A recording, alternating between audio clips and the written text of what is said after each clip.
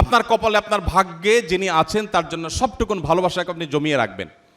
আপনি জানেন আপনার জীবনে, বৈবাহিক জীবনে একজন সঙ্গিনী আসবেন, এটা এক্সপেক্টেড।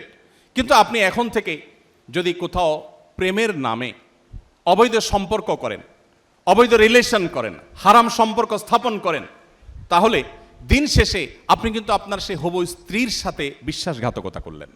একজন নারী হিসাবে আপনি যদি কোনো ছেলের সাথে অবৈধ সম্পর্ক করেন জাস্ট সময় কাটানোর জন্য, জাস্ট টাইম পাস করার জন্য, তাহলে আপনি আপনার সেই হবু স্বামীর সাথে বেঈমানি করলেন, আপনি তার সাথে বিশ্বাসঘাতকতা করলেন। ইসলাম, আজকের পৃথিবী যেরকম বৈবাহিক জীবনে অন্য কারোর সাথে রিলেশনকে খারাপভাবে দেখে, ইসলাম তার চাইতে আগে থেকে আমাদেরকে এ ধরনের অনাচার থেকে, এ ধরনের হারাম সম্পর্ক থেকে বেঁচে থাকতে বলে। গোটা পৃথিবী বলবে আপনার যৌবনকে আপনি এনজয় করেন, আপনি যৌবনের উচ্ছলতায় হারিয়ে যান, আপনি ভোগ করেন। ইসলাম আপনাকে বলবে আপনি কন্ট্রোল করেন, আপনি নিজেকে নিয়ন্ত্রণ করেন। নবী করিম সাল্লাল্লাহু আলাইহি সাল্লাম তার তারুণ্যকে এইভাবে তিনি সংরক্ষণ করেছেন। এজন্য আপনাদের তারুণ্যে যেন কালিমা না লাগে।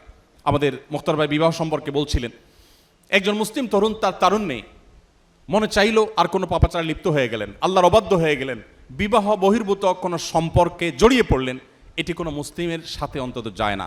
পৃথিবী মানুষের চরিত্রের ব্যাপারে, বিশেষ করে কোনো মানুষ বিবাহিত লাইফে থাকলে, তিনি যুগলবন্দি জীবনে থাকলে অন্য কারোর সাথে সম্পর্ক রাখাটাকে গোটা পৃথিবীর সকল সমাজ খারাপ মনে করে।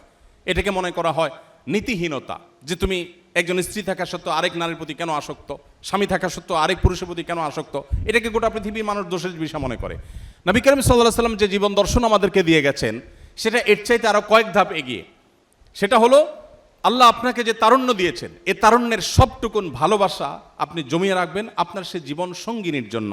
যেই যুবক তার তারুণ্যকে, তার যৌবনের চাহিদাকে কন্ট্রোল করতে পারে না, নিয়ন্ত্রণ করতে পারে না, তার চরিত্রকে হেফাজত করতে পারে না, তার সম্ভ্রমকে সংরক্ষণ করতে পারে না, এই যুবক আব্দুল্লাহ ইবনে ওমরের উত্তরসূরি হতে পারে না, এই যুবক ওমর রাদিয়াল্লাহু তাআলার উত্তরসূরি হতে পারে না, এই যুবক মুহাম্মদ সাল্লাল্লাহু আলাইহি ওয়াসাল্লামের অনুসারী হতে পারে না, এই যুবক কখনো আব্দুল্লাহ ইবনে মাসউদের অনুসারী হতে পারে না, এই যুবক সেই সকল সাহাবীদের অনুসারী হতে পারে না যেই সাহাবীরা মক্কার যাযাবর থেকে অর্ধ পৃথিবীর বাদশাহী করেছেন।